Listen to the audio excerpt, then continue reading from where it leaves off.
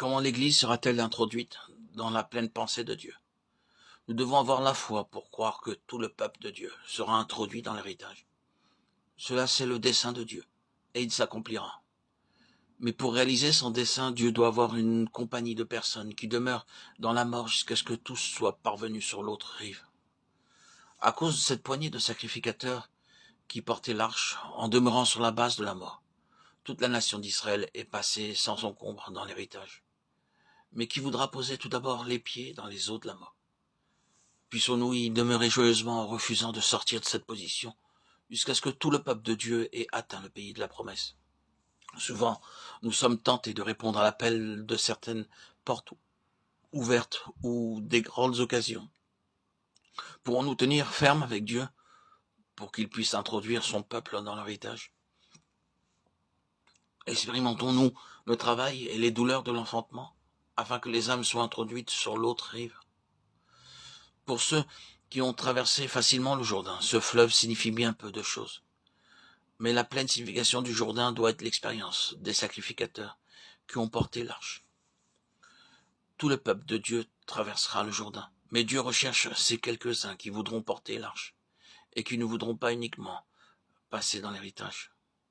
Ils devront rester dans la mort en demeurant sur cette base pour le Seigneur jusqu'à ce que son dessein soit réalisé pour tout son peuple.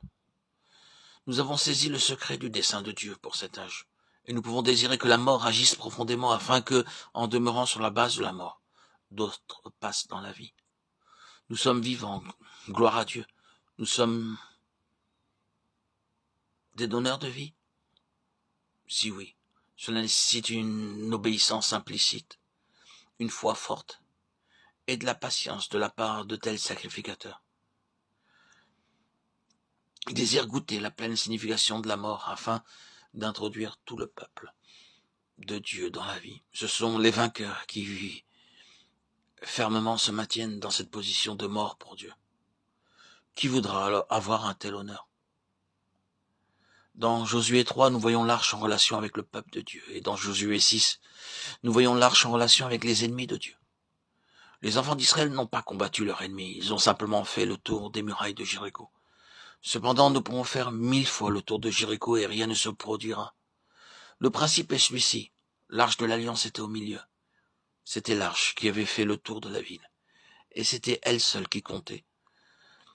Dans le chapitre 6, verset 11, Josué n'a pas considéré ceux qui ont fait le tour de la ville. C'est l'arche qu'il mentionne, c'est-à-dire l'Alliance comme base de leur foi.